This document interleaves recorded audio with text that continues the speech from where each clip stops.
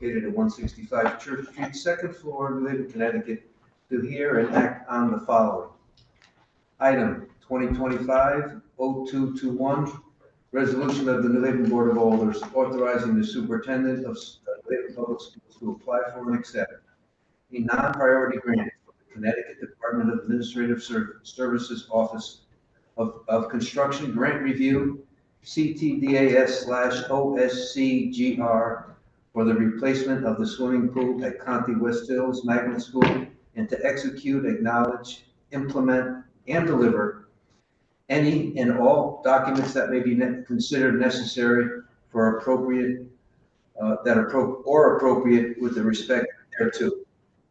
Item number 2, LM 2025-0223, resolution of the New Haven Board of Aldermen authorizing the superintendent of schools of New Haven Public Schools to apply for and accept a non-priority grant from the Connecticut Department of Administrative Services, Office of School Construction, Grant Review, CTDAS/OSCGR, for the replacement of the roof at Truman School, and to execute, acknowledge, implement, and deliver any and all documents as may be considered necessary or appropriate with respect thereto.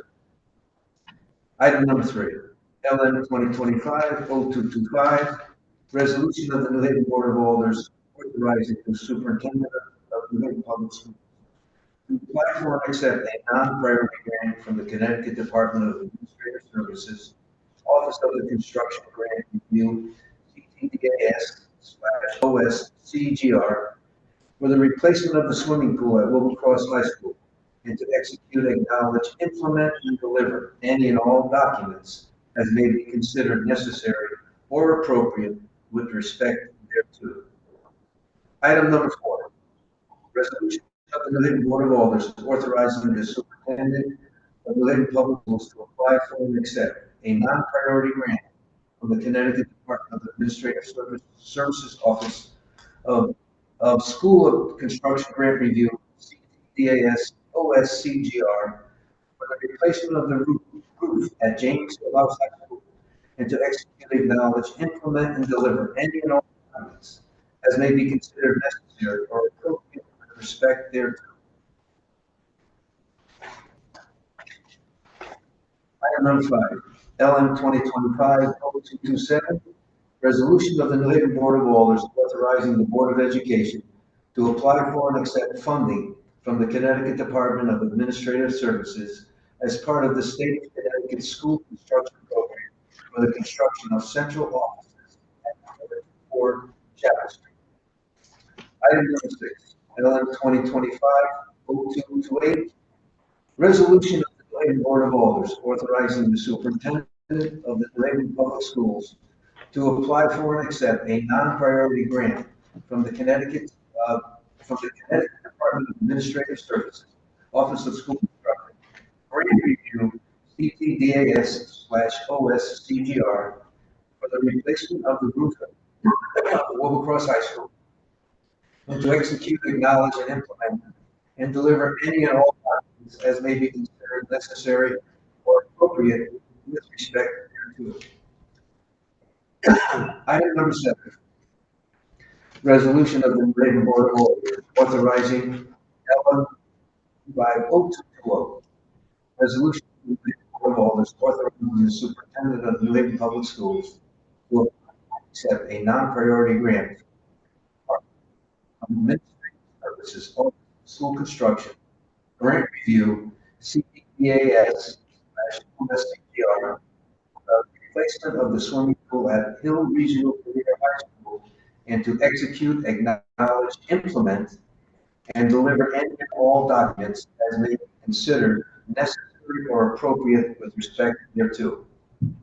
Item number 8, 2025-0222, resolution of the New Haven Board of Aldermen authorizing the superintendent of the New Haven Public Schools apply for and accept a non-priority grant from the Connecticut Department of Administrative Services, Office of School Construction Grant Review, CTDAS/OSCGR, for the replacement of the playground at John Martinez Magnet School, and to execute, acknowledge, implement, and deliver any and all documents as may be considered necessary or appropriate with respect thereto. Per order, Honorable South Bonsall Chair, as Honorable Michael Smart, City Council Clerk. These items are on file and available on the Legislative Services, City Hall, 165 Church Street, second floor, New Haven, Connecticut, 06511. For accessibility related accommodations, please call 203-946-7651V or 203-946-8582, EDY/TDD. Public comment testimony may also be submitted via email to public testimony@newhavenct.gov before 2 p.m. on the day of the meeting. This meeting may be viewed on the New Haven Board of Alder's YouTube page. Okay, at this time, I'd like for our colleagues to introduce themselves, starting from my right. Frank Kaminsky, Ward 15. Sarah Miller, Ward 14. South Bonsall, Ward 17. Jose Crespo, Ward 16. Okay, those speaking on the items tonight will come forward.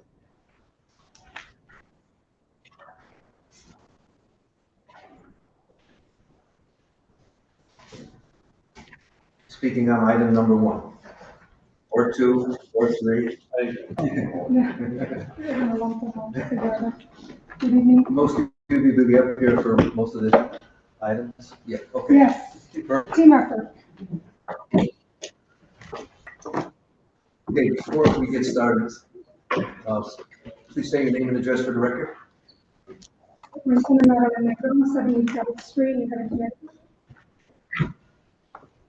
Jeff Standrovich, 618 Route 80, Guilford, Connecticut. Giovanni Zinn, 95 South New Terrace. Christine Bourne, 17 Red Oak Street, Middleton. Paul White, 170 Osborne Avenue, New Haven. Thank you. You may begin. Good. So again, good evening. We're here before you today, seeking your support for us to be able to submit some applications for school construction. As you recall, I think we've been hearing a lot about the state of our facilities. First, I want to reference the facility study that was conducted during the academic year 2022-2023. That report was released on December of 2023. That was prior to my arrival. And that study that was done by people's partners, it clearly indicated our facilities were in desperate need of attention. So much so that 12 of the school buildings were identified as poor, meaning that needs immediate and ongoing attention in order to ensure that those can continue to be available. There were 31 school facilities that were designated as fair, but there were several of them that were at that fair mark, about to enter into the poor range. So the report said and that those needed attention as well in order to ensure we could keep them fair and not to go poor category. So based on that report, again, we want to take advantage of the fact that there's an opportunity to apply for financial support. We know that as a city, we're going to have to invest. We know right now the challenges that we're having our financial landscape. This does give us the opportunity to apply and get it, even if that some of those projects become reimbursable. Right? Of course, we have to upfront and then we get reimbursement. So that's basically the scope. I am going to allow Christine Bourne from our finance department to share a little bit about the grant itself. The Department of Administrative Services of the State of Connecticut offers exactly opportunities to apply for specific types of grants. Right now, that opportunity is potentially used. The roof projects are open and the pool projects are open only the first of the 10th. Opportunity potentially is May, because with the June session ending, if the legislators have to vote on it, it has to happen during the legislative season. It is a window of only 10 days. It has been open over the last couple of months, but it takes a long time to put projects together. Drawings, schematics, approval, and education approval, so there's a process. Right now, we're hoping to get this in the May allotment, and then take a look at it in the legislative session. So it's a 32.14% cost to the board, and that has been a consistent rate with everything that's happening in the political landscape. Funding may not be there after this session is over. We are going to try to apply for some HVAC grants when those open up in the fall. Those are not part of what we can do here. So this is what's open at this point.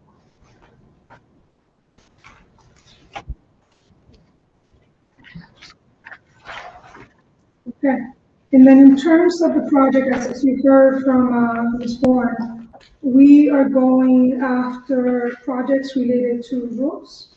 So one in particular is Wilbur Cross. That roof that's currently there was back in 2005. It is 108,000 square feet. It does have some solar panels right now that are on it.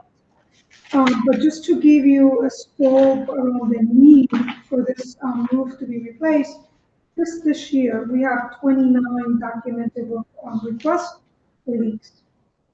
And even this weekend, and after break, it's been an unknown that we did have each over rooms.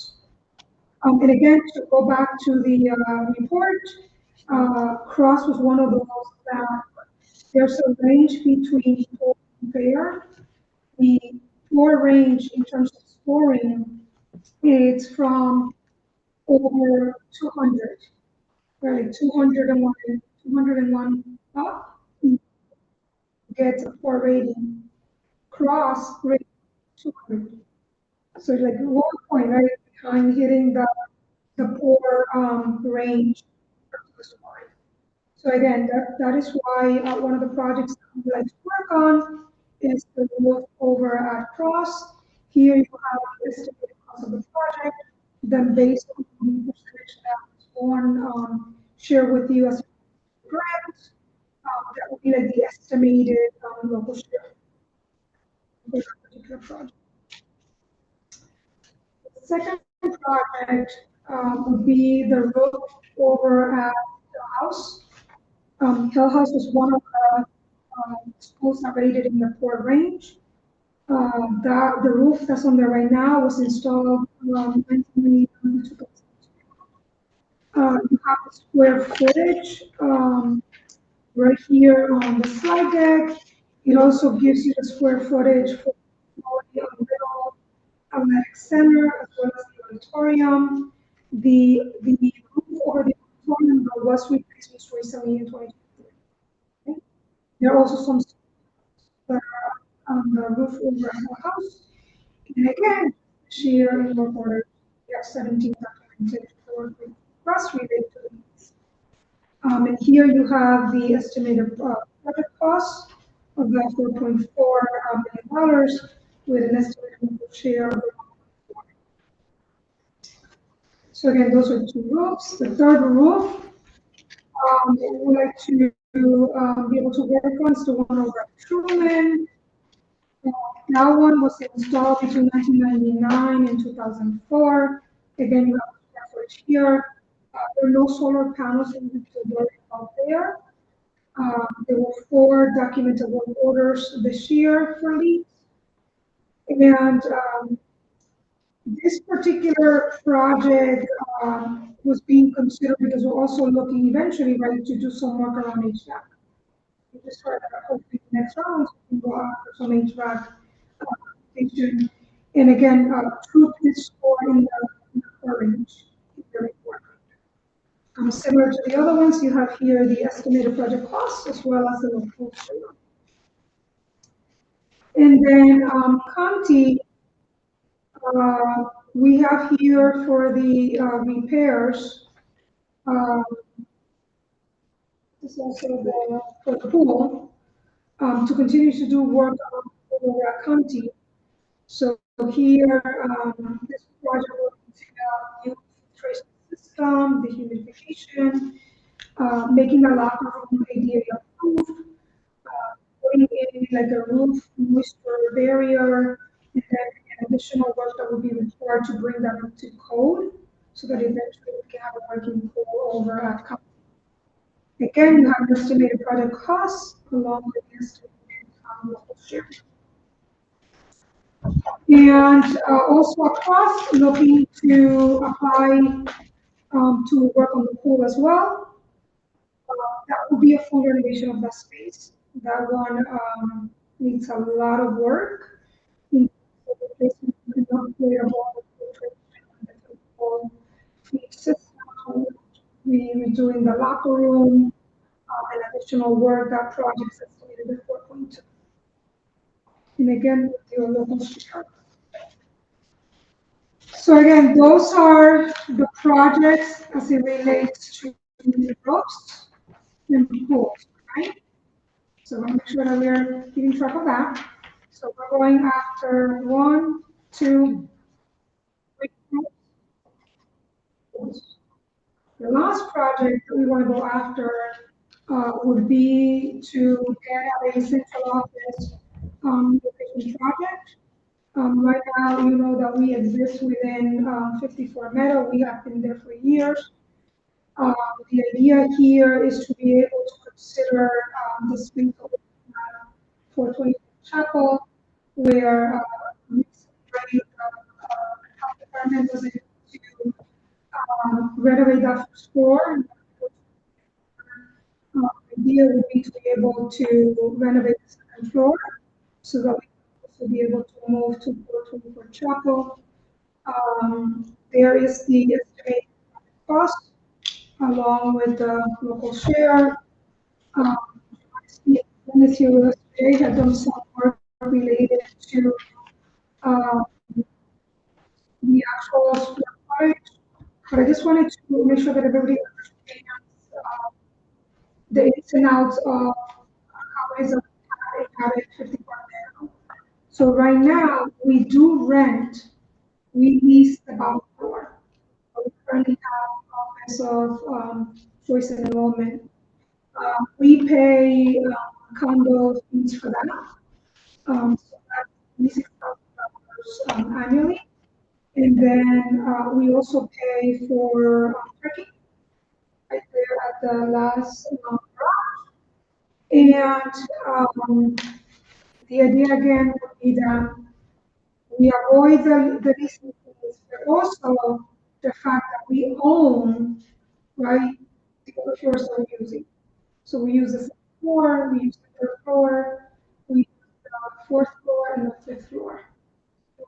4 floors. We know that that's prime real estate.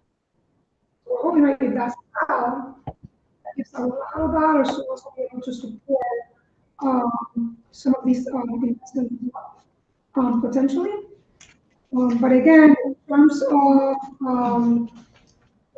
again, the project has been well thought out by engineers in.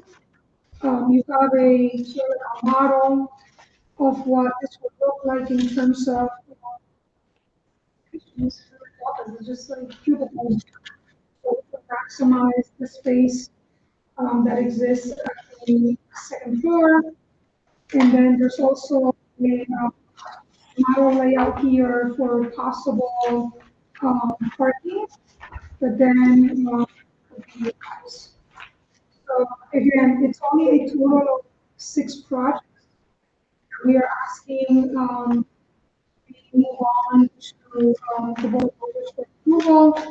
The other 2 that we were doing there, we're asking you to dismiss. The project going to be a fund for those. We actually do have already some funds identified. We those other projects. With that, again, I have a team today. questions that you might have. Thank you very much for your presentation.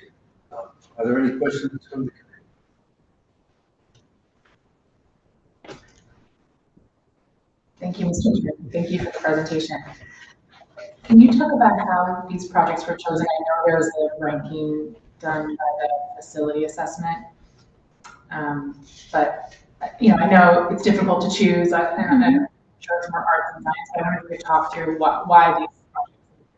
So the facilities report, we did take that into account, but in all honesty, we took into account what's eligible under the grant application, what are projects that are more likely to be supported.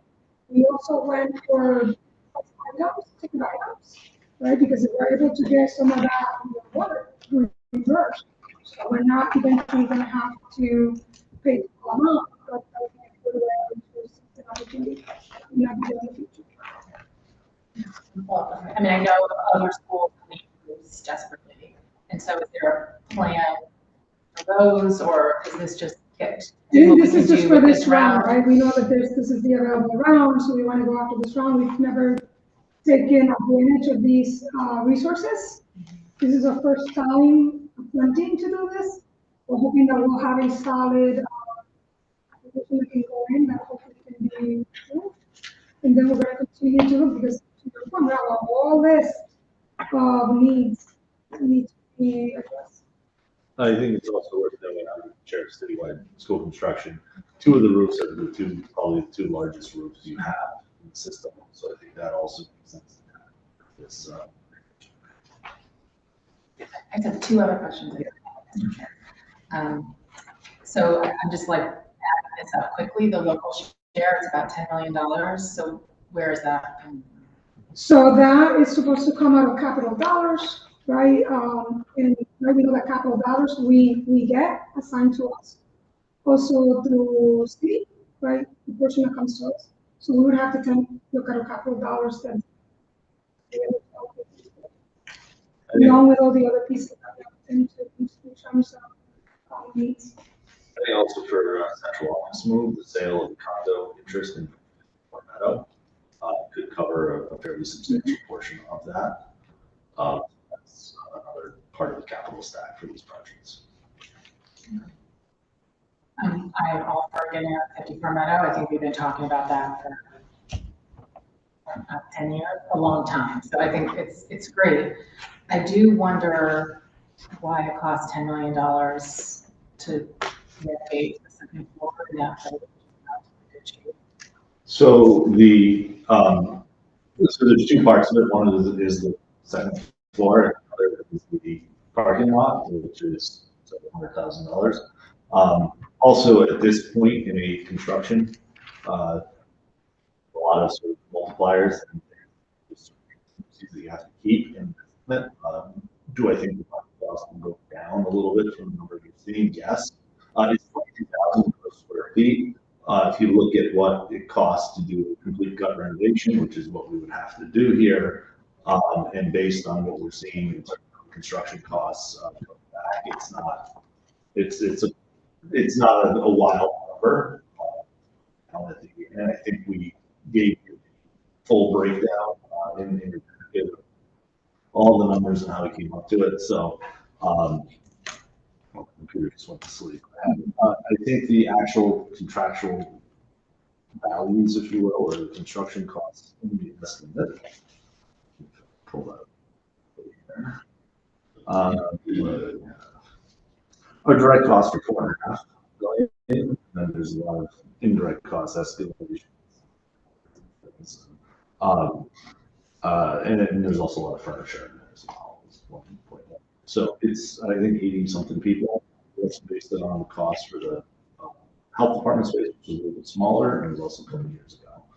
So it's not, it looks like a big number in the end. The actual number of like the cost of construction is less because of how we have to build the estimates.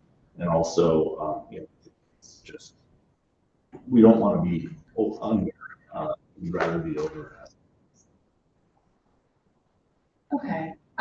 This is the only piece of it that gives me pause because this is not for kids. This is for adults. We have the situation in Western where with the fancy upgrades to offices. And we don't want that. We want all of that. We don't just possible fund to kids. So it's not a question. This is the only piece of it that kind of gets me. Into that, I want to address the fancy piece. Like this model, we're not going for fancy, we're going for multiple rows of cubicles. How can we max out so everybody has like a desk and be able to work? So trying to be efficient to get as many people as we can in that space. So, but we do have cubicles at Meadow Street. Like we could move that. We don't need to buy furniture necessarily. But we have lots of offices too. Two different things about that. One is the shape of cubicle, size of cubicles is something that up. There's a fair amount of cost to dismantling them, carrying them over, and rebuilding that. And then finally, you also incur a lot of cost and move. You are having to basically send everyone out, take everything down, move it, and put it back out. Moving into something that's already fitted out is a lot faster and incur less cost there. So in balance, I don't think you would save a particularly large sum of money, maybe save $100,000 or something like that, which in the grand scheme of things is not nothing, but it's not a gigantic amount. But you also end up with a lot of staff that you don't necessarily you otherwise be able to account for. So I think in that, this is probably a better solution. The other thing to note also is operating costs long term. I mean, capital costs are one thing, and they're great, and they're one time.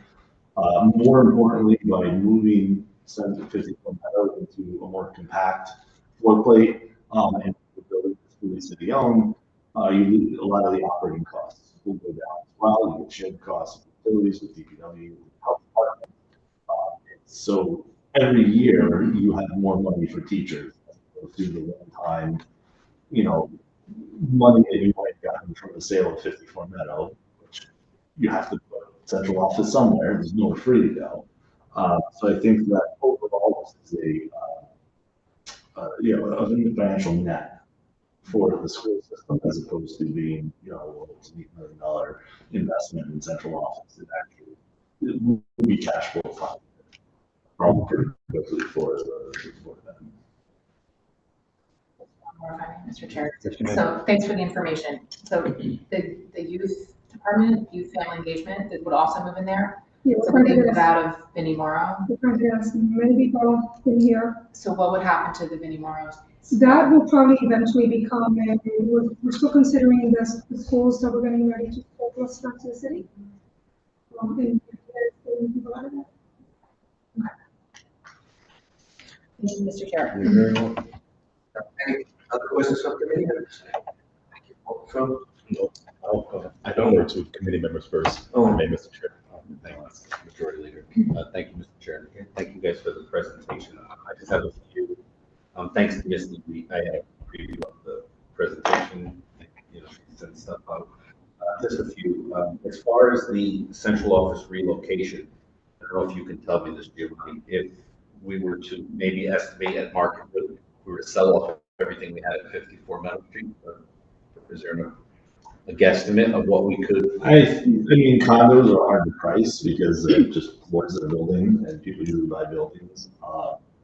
And I'm not a real estate expert. I think something in the neighborhood of 2 million, maybe 1.5 million. So it's a fairly significant portion of the capital cost that would be the local share. And on the Sylvan Avenue property being prime location near Yale, near the high school, would also be a property I would have asked about. And the second question I had was the pools.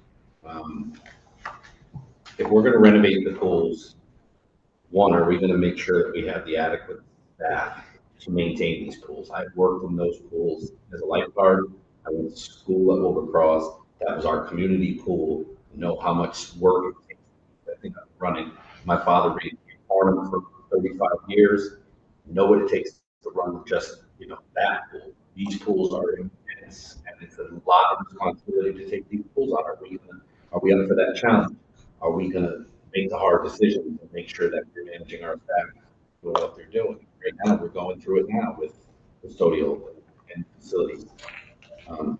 My only fear with the pool renovations, not that I'm not for it, God, we need them in our communities, but, you know, I don't want to put it on you, but in the past, we have done a very poor job of planning for the future, of maintaining large, big ticket, big dollar projects, and that's, you know, what I'm concerned about with that.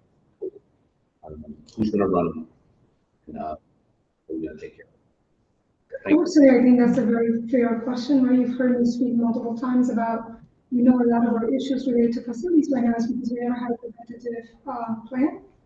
So to your point, right, if we're going to invest all of these dollars, we have to make sure that we have a plan on how we're going to maintain it so they can last for a long time. So that would have to be considered, right?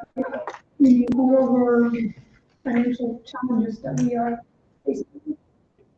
One final question, if I may. Yes. Would there be possible partnerships with Parks and Recs and Youth Department, kind of keep them year round and? I think that's the idea, right? Yeah. That if we have a pool, we want them to be used, particularly in the summer.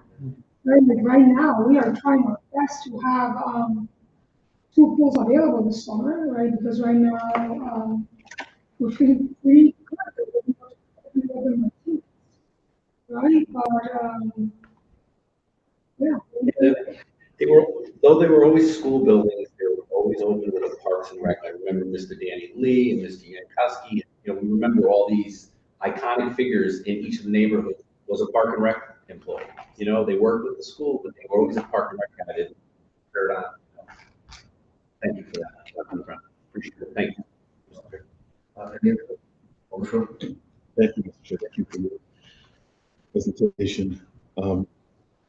I think the key word for us is efficiency. And so whether it's $50,000, $100,000, every penny's going to count. And so I don't want to dismiss the fact that we might save $100,000 in some kind of reconstruction.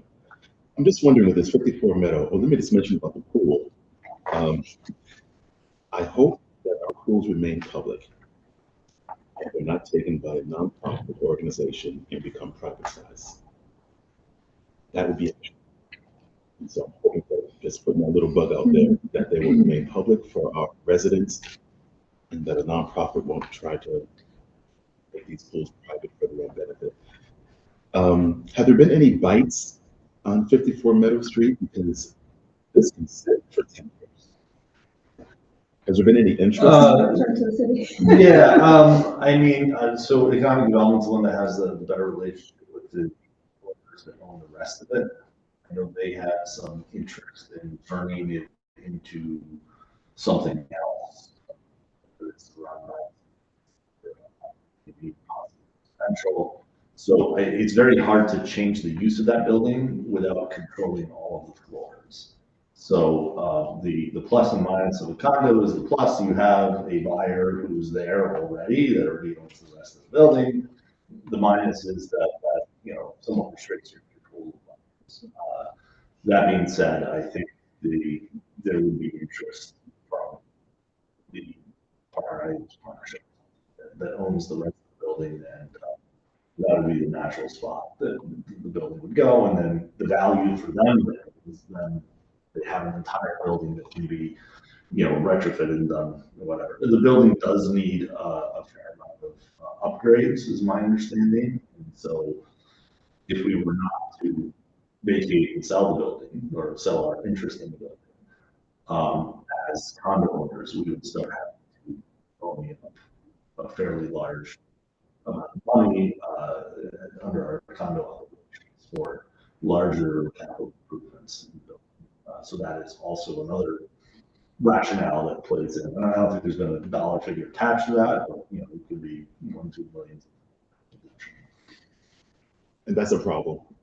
Well, it's if building. we're trying to figure out what a net profit, what a earning would be, a profit would be. We may not see. For years. Well, I think we would try to sell it, and then it would be a sale sort of immediately.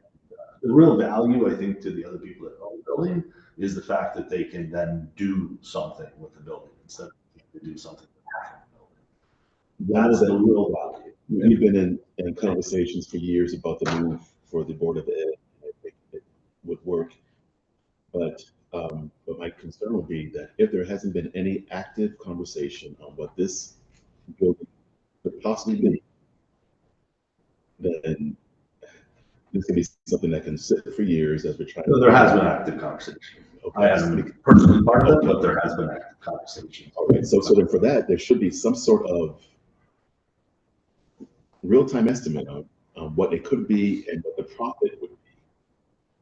So we can really consider what these bottom numbers. Yeah, I mean, I don't think there's a hard offer or a signed contract or anything like that, but my understanding is that it's that sort of 1.5 to 2 million range. So through you, Mr. Chair, I think it would be expedient for this committee to get an idea of what those conversations are and what that dollar amount is projected to be as a consideration on whether this committee would vote by the time it gets to the full board on this particular project. Thank you, Mr. Chair.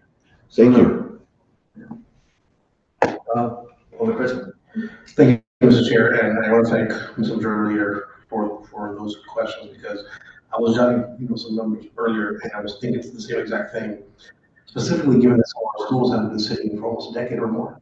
So having a contingency plan is crucial. And then my question is, how long is that going to take for either a mitigation plan or some sort of plan that will allow for this to continue to happen? Given the multiple schools, this is just the first thing, right? We have multiple schools, and I know that some of the schools are going to be returned, or I guess given back to the city. How long can that contingency plan is created before we understand how many more schools are going to be able to afford to and how many more schools are going to return to the city? Multiple questions in one. So again, I would agree to your point, right, that our goal has always been to, we already know that we can continue to sustain the number of facilities that we have right now, even the ones that are vacant. Because even though they're vacant, we're still paying electricity, right, to keep those things running. So I think we're getting closer and closer to identify what we said, that we're saying, hey, we're confident now that we can sort of surplus these back to the city. At the same time, right, as you saw, also taking action relating to what I know as it relates to getting closer and closer to a consolidation plan, right? We know that we were going to be rolling out a first merger coming. There are thoughts about, future closures. I do have still work being done around this and gather to be able to inform that eventually, right? I said that I would put before you a 10-year capital plan. That is still the goal that we're aiming for. So we can lay that out in pieces. So we know that's coming. Every study, every assessment costs dollars, and right now, to this point, almost the students are having. Right. Any other- I just have, you have repair and replacement. Is there a different percentage for repair and replacement reimbursement? The percentage different? No, it's the same. The same? The move from capital, would you be able to share one in there, or would some people have to be relocated? I think right now, with the move that we did when some folks went over to the new building, right? We were able to move some of the supervisors that are there now. Taking more acquisition times going out and seeing over as strong. So when there's opportunity that we can, but the idea is to have we can completely vacate before, so that that could be. How competitive are these schools? Are they very competitive? They're, this is a big district. and we have not asked for any of these monies for many years. So I would feel an opportunity that we should not miss, that we potentially could get all of these projects. And then again, in the fall, like I said, we're going to look at the HVAC because it used to be a part of this, and they just a month ago sectioned it out, knowing that they had some financial struggles with federal opportunities in question. So I believe that I feel very strongly that we will easily get the roofs and central office. Minimal. We also have a strong and dedicated state delegation. So. Indeed. Absolutely. Yeah. Okay, I have no more questions, or any more questions? I just Yeah. have one more question, Mr. Chair. Oh, no, I'm just looking at this. So look across 180,000 square, 5.6 million dollars. I mean, I don't think anybody's gonna argue that. But these, it really, it strains the mind to imagine that we would spend $8.8 million on the renovation of one floor in that health department building. Like that is really difficult to imagine. So I just thought maybe for you, Mr. Chair, look at the breakdown. What does that? I think I already submitted it when Okay. So it should be in the Okay, so packet. we'll if we can look at it. Yeah, I mean, I'm happy to go line by line through it now or later or whenever with any. Perhaps we could do it Yeah. before we vote. And I also just want to ask, like, with this project, central office project, so that with another school, like we could have $3 done another school, no? No, because of what? Why is that? Because originally, we looked at the number of projects that the board could comfortably complete in the timeframe that was going to be allotted by these opportunities, as well as what funding we could afford. Okay. So this is a very different project. We're looking at groups and splitting the types of projects that we have is a good look as well. So if we went for 5 groups, I would say we'd get 3 or 4. But we would get 5, we'd be in competition with groups for other people. But not knowing, not having been, I did this in my prior district, not having done this for New Haven, we got a stronger delegation. That's why I'm very confident with this will work. Because we have this opportunity to sell this building potentially. Looking at the cost and all the things for our empty buildings, it's very difficult to pay out that money. We know that it would be better off for the kids.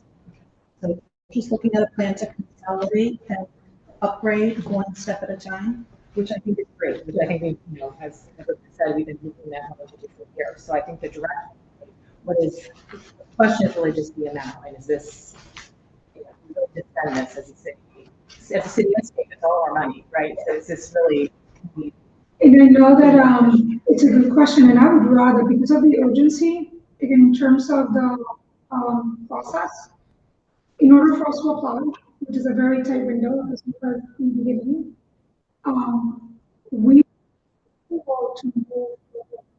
So I would rather, since we have Giovanni, he has been the one doing all the numbers, I would rather have Giovanni the opportunity to give you all the details inside of those numbers. Sure. Right? So you have it, so that it can inform your decision. I just don't want to delay just because of that piece. Unless when we come back, we this, The statement, and I just want to clarify that if we ask for the seller amount, we aren't going to get more than this. So he has not, if he says something or something doesn't come in under that cost, we can't go up and ask for more money. We certainly would be heroes of the state if we came for less. So if it is a little bit high and things come a little bit lower, that's acceptable. But if he's lowballed it and it comes in higher, then there will be things different. Yeah, so happy to go through this now. You have the estimate packet. Yep. All right, so the top line is design and inspection. So design for like a full project. And we can do some of it ourselves as well. The lot ourselves. It's $250,000. Inspection and testing is during construction itself, so design services that we need during construction for $120,000. That's reviewing all of the submittals from the contractor to make sure that it's on the stuff that designed them to. Some things, systems require testing, for example, by a third party. For a parking lot, there's a bunch of material testing that we would do as well. And so that's that, right? Going into the sort of the construction estimate, construction trades divide everything up by what they call divisions. It's a standard set of 30 or so categories that costs go into. So this feels kind of random, the name of it, it's just the industry standard. So existing conditions, demolition and site cleaning. So demolition is getting rid of everything that's in that space right now. There's still all sorts of walls and finishes and HVAC equipment, electrical equipment, all that sort of stuff that has to all come out of the existing space. So that's about $200,000. Site cleaning, which is the final cleaning after construction, before people come in. There's a really kind of thorough cleaning of the whole space that happens, and that's 1,000. We got all these numbers from a handful of our previous projects. So the health department construction on the first floor, we just got a bid for 188 Bassett Street that actually came in under estimate. So that was pricing, in the last 3 months on a bunch of these, and that's what kind of leads to a lot of these numbers. Wood, plastics, and composites is the actual framing of all the offices and the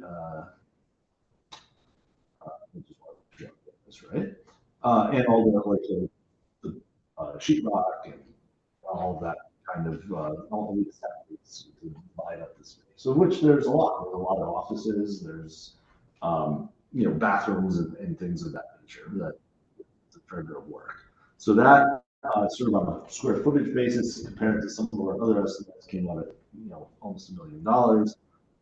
Doors and hardware and windows are the kind of just stupidly expensive parts of construction. Doors $2,000-3,000 a piece once you put it in with the labor to install them.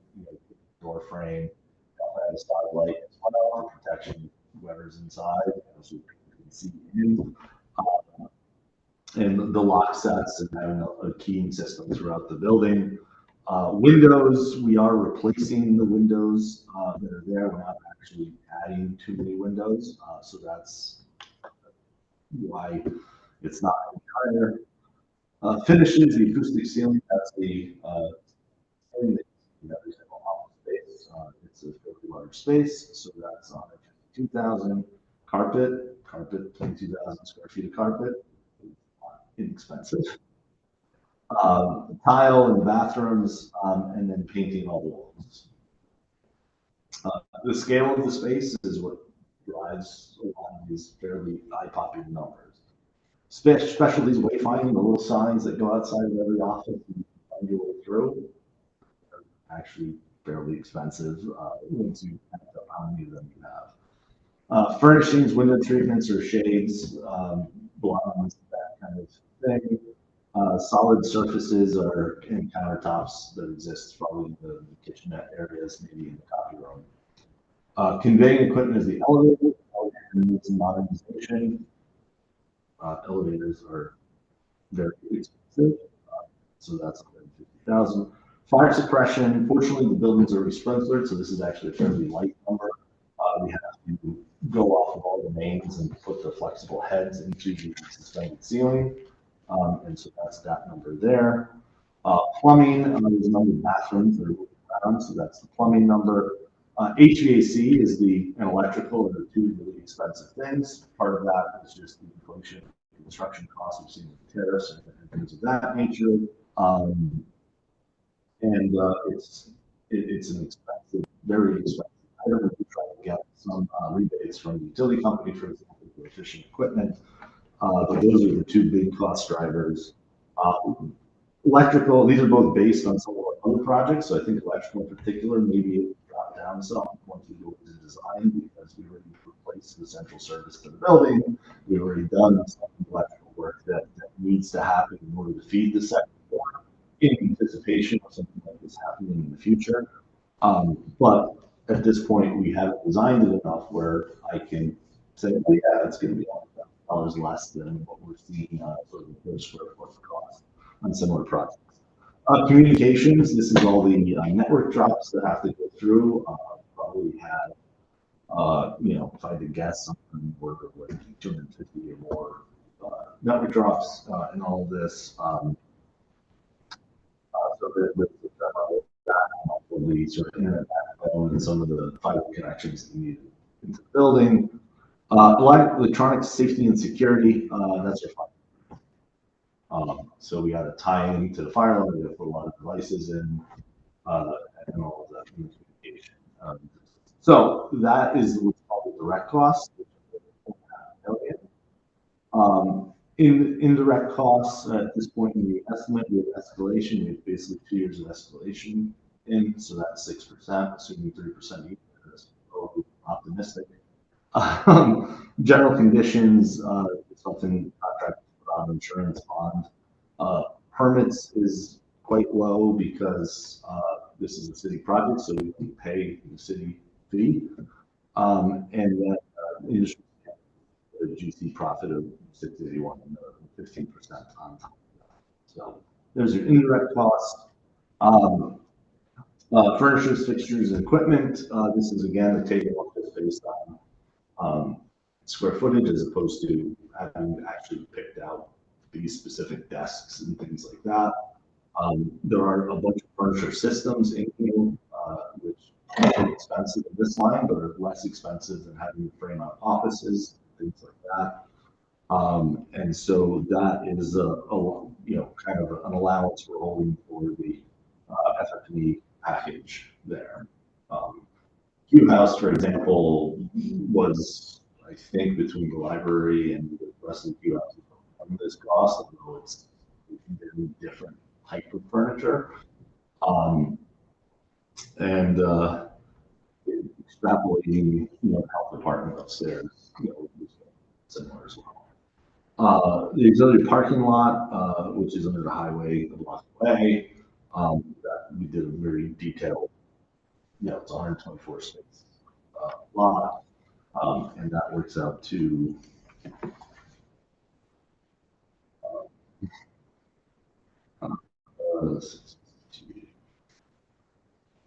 so it's about $5,000 a parking space, which is fairly typical cost for building a parking lot. And then there's $800,000 of project contingency, 10%. We just haven't been able to anticipate everything, so we felt that was a reasonable number to hold for. So yeah, and it is a big number at the end of the day. It is a fairly large amount of square footage for it, and I do think it also, again, we're trying to not be low on it. Any questions? Thank you for the walk. That's very, very helpful. Do you have the figure for what the health department renovation cost? I think the health department was around 4.5, I think. For similar square footage? No. They're 16,000 square feet. Some of the first floor is, so it works out to be, once you back out the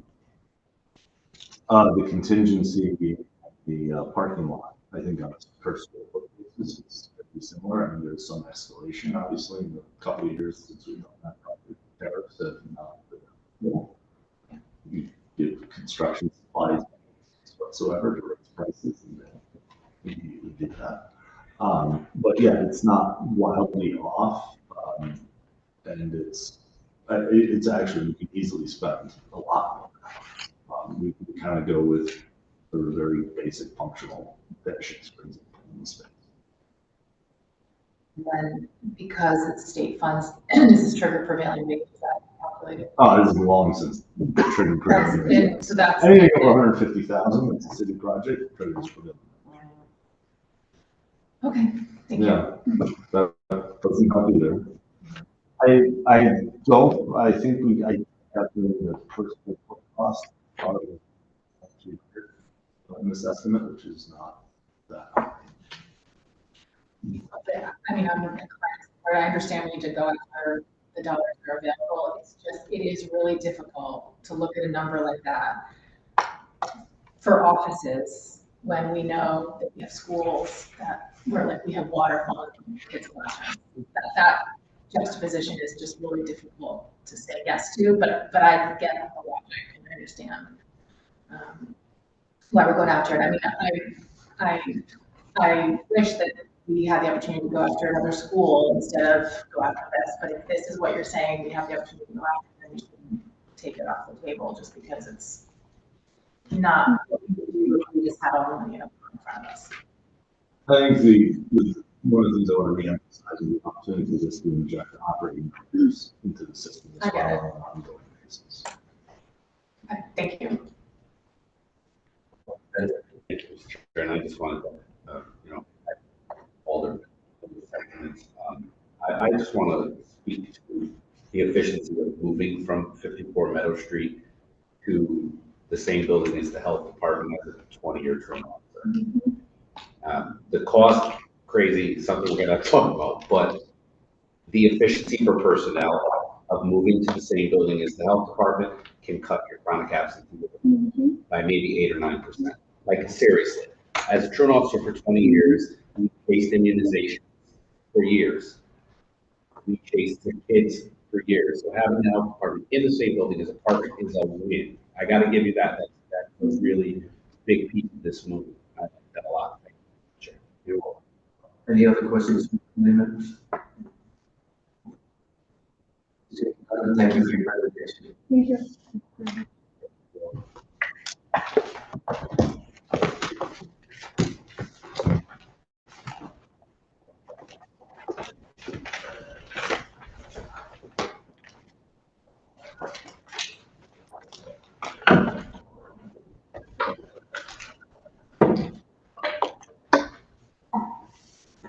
Okay, is there anyone from the public that would like to speak on this item? Is there anyone from the public that would like to speak on these items? Is there anyone from the public for a third time that would like to speak on these items? Seeing none, I have a motion to close the public portion of this meeting. So moved. Second. All in favor? Aye. Public portion of the meeting is closed. Mr. Chair, Okay, item 1 and item 3 are, we have to amend those items Mr. Chair, I move item 1 and 2, 1 and 3 together. to amend those items for substitution.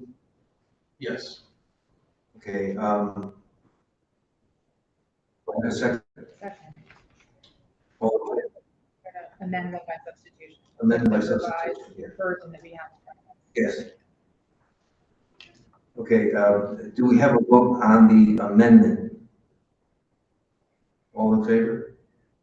Have approved it. Aye. Okay. Clarity, Mr. Chair. We moved the item and then we moved it as amended, correct? Or we would have amended now and then we're gonna vote on it once it's amended. Okay, thank you for that part, clarity. Oh, aye. Aye. Okay. Items 2, 4, and 2, 4, 5, Mr. Church are, Mr. Chair, just a point of clarity, can we give the floor to, Just as a point of clarification, I'm wondering how we're moving and voting on items without discussion. okay, Discussion. I know I don't know what's going on. So we need to move the item, have it seconded, And then there needs to be discussion. Okay. Is there any discussion on that item? Item 1 or 3? Or 1?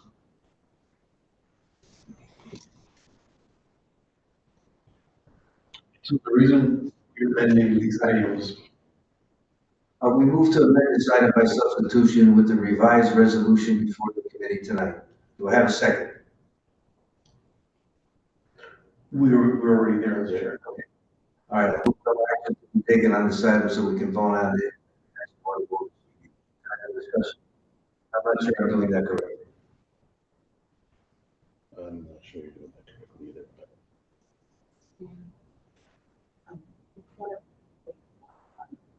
And you really should do them separately since you're Okay. doing them separately, So, similar. is And there, then make the motion after you do the amendment. Yeah. So it's clear that we're taking no action tonight.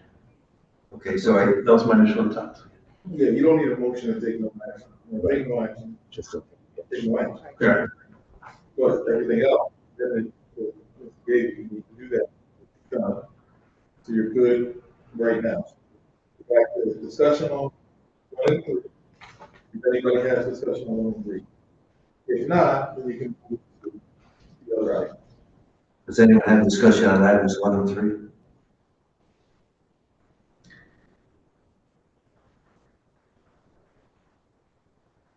Not on me. just as a point of clarification, why, I'm not sure why there was no action taken on this. Why, what's the reason? Those two. These two are withdrawn? Okay, so that should be part of the discussion. So the reason why there's no action being taken is because these 2 items have been withdrawn. Right. Okay. Not on 1 and 3. Just, 1 and 3 were substituted. All of them, they're taking no action for the purpose of being able to discharge them because of the timing in order to get these approved. So they'll meet the timing of the state. So, okay, so these items are being discharged and we shouldn't be voting on them. well, you're not, but you need to amend that here. So the first 2 you amend to the right ones that get discharged. I see. Okay. Wasn't quite sure what we were doing, Mr. Chair. Okay, I get it. So items 1 and 3 were moved. The amendment by substitution was also moved and seconded. Current discussion. Is there any discussion on 1 and 3? Seeing none, all in favor? Aye. Items 2, 4, no action. 5 and 6, no action needed. 7 and 8 are going to be filed. Move these items 7 and 8 to the file. Second. Mr. Chair? Yes. Before you clarification, so. These are the last. Going to be ready for 7 and 8. Okay, the rest of the committee knows what's going on. I'll just agree to you. I'll just say yes, as long as the rest of the committee. 2, 4, and 6, Mr. Gurley, so you're clear. Okay, 2, Yeah, 4, we're going and to be 6, discharged. 2, 4, and 6, the intent is for them to be discharged. So there's no need for any action on those. And they don't need to be amended. Point of clarity, 2, 4, 5, and 6. okay. 2, 4, 5, 6.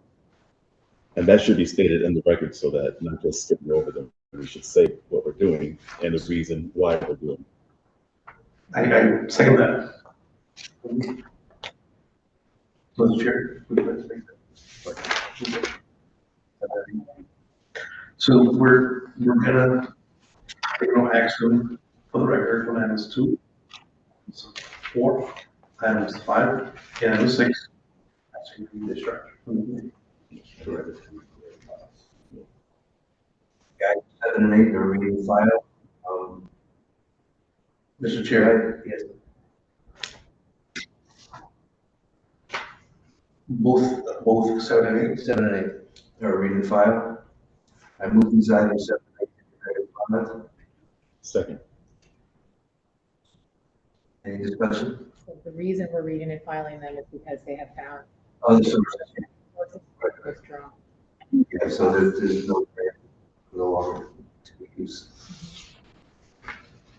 Yes, that is indeed correct. And no longer needs to be for this committee. But do I have a motion to have the revenue file?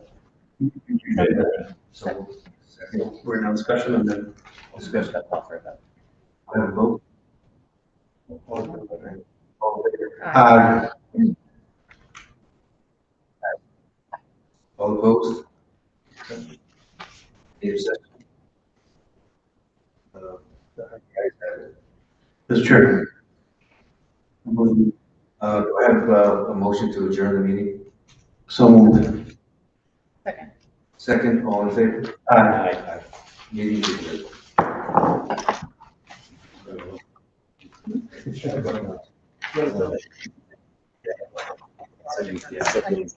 I wrote it on mine. Oh, no.